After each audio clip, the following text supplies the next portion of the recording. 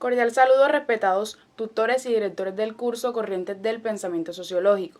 En el fascinante mundo de la sociología, autores como Bourdieu, Berger y Luhmann nos invitan a reflexionar sobre la compleja interacción entre la sociedad y la construcción de la realidad.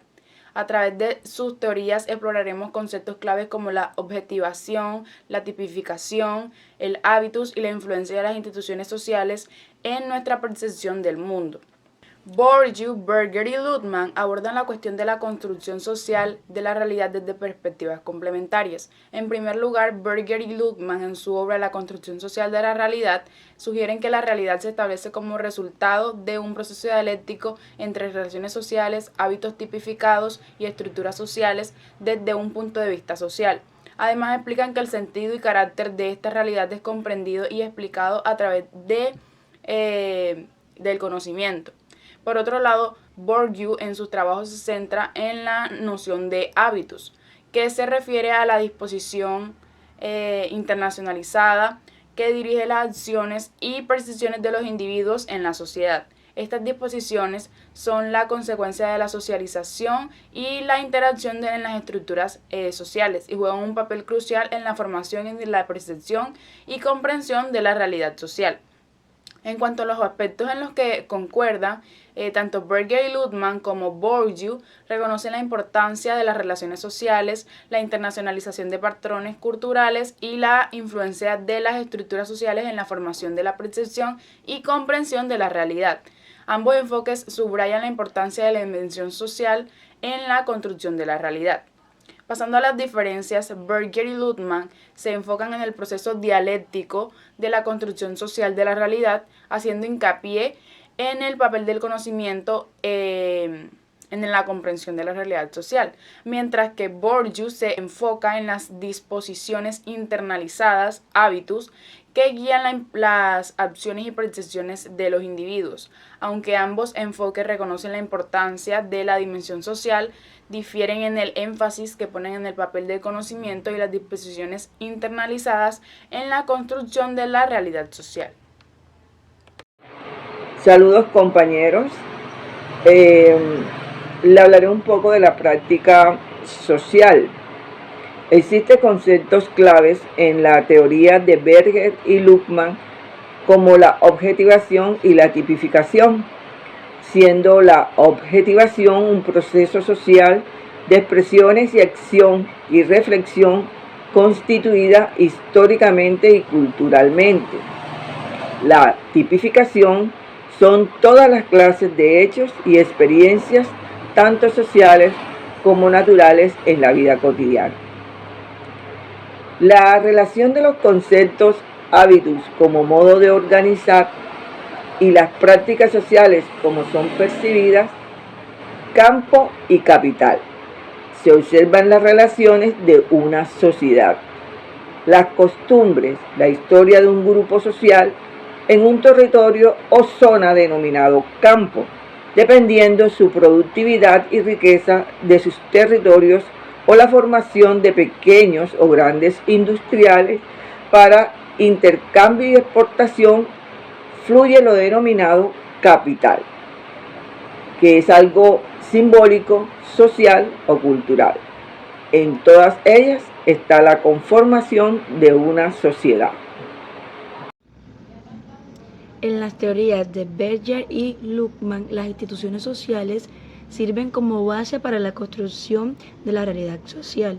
Estas instituciones funcionan como sistemas de organización, control social y proporcionan un marco para que los individuos interpreten y comprendan su entorno. Las instituciones sociales transmiten normas, valores y creencias que dan forma a las perspectivas individuales y colectivas de la realidad.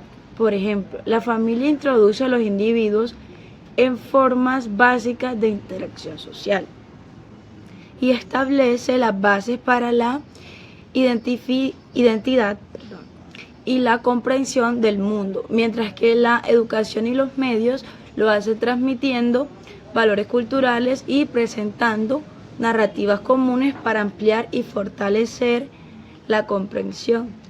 Además, las instituciones sociales legitimizan y perpetúan ciertas interpretaciones de la realidad a través de la validación de los conocimientos y a prácticas específicas. La religión proporciona un sistema significativo que justifica la existencia y ofrece explicaciones sobre fenómenos inexplicables, otorgando así una sensación de orden y propósito en el universo.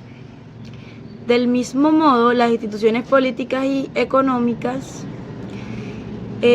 dan orden y propósito a las instituciones y legitimizan ciertas estructuras de poder y relaciones sociales, moldeando la percepción de lo que es justo y adecuado para la sociedad.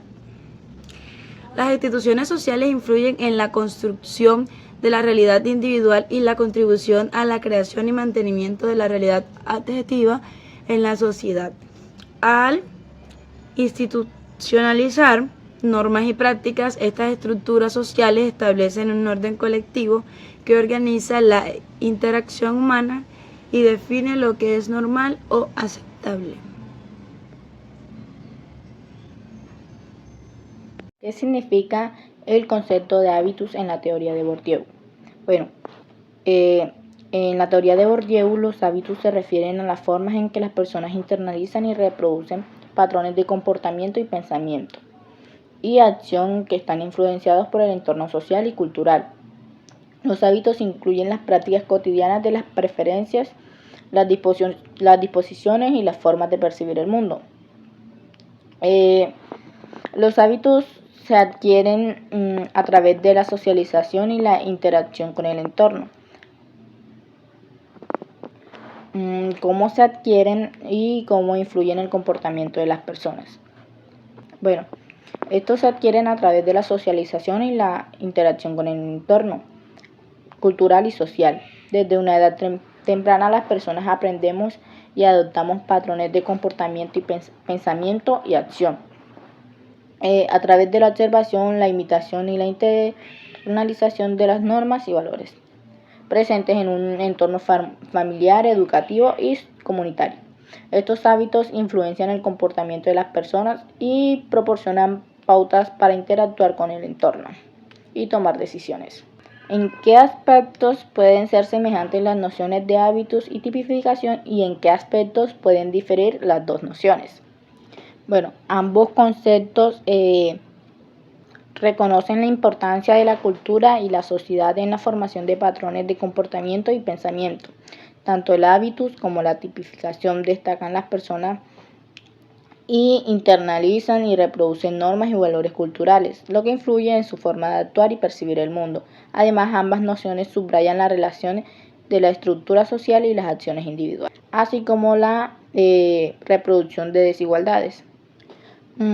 Una diferencia clave entre las nociones radica en su nivel temporal y de nivel de conciencia.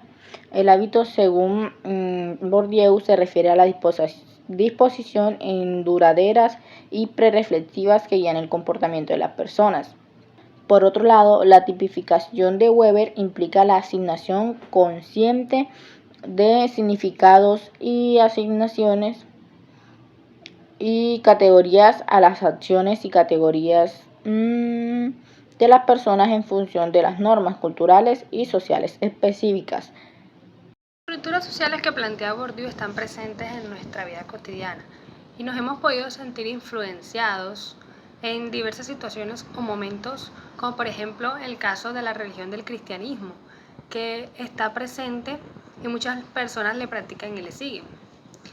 Bourdieu también se refiere mucho a la educación, de cómo las escuelas influyen mucho, y puede identificar cómo en los colegios todas esas enseñanzas, que son una especie de conocimiento que esta estructura social nos ofrece. Nuestro sociólogo también nos habla de la cultura y de cómo esos hábitos se mantienen vigentes de generación en generación gracias al espacio social en el que nos desenvolvemos. Y eso es algo que está demasiado presente también. Entonces, lo que es la cultura, la religión y la educación hace parte importante de algunos o quizás muchos seres humanos por la fuerza que lleva aquello que se nos enseña o se nos impone, y que está presente y es algo que pareciera que sucede sin darnos cuenta, ¿ya? Es como ese poder simbólico que se nos manifiesta. Entre otras cosas, respecto a la construcción social de la realidad de Berger y Luckmann, hay un ejemplo que me parece muy conveniente en esta parte, que es el de las mujeres tienen que vestirse de negro cuando están de luto, o debemos respetar a nuestros superiores, cuando el respeto no tiene nada que ver con la posición social, sino simplemente por el hecho de que todos somos seres humanos, o de que el vello corporal en las mujeres no se ve bien, sino que se ve mal, cuando es decisión propia de la mujer dejárselo o no. Entonces esas son cosas que están tan presentes en nuestra realidad y que es muy complicado a veces eliminarlas del medio.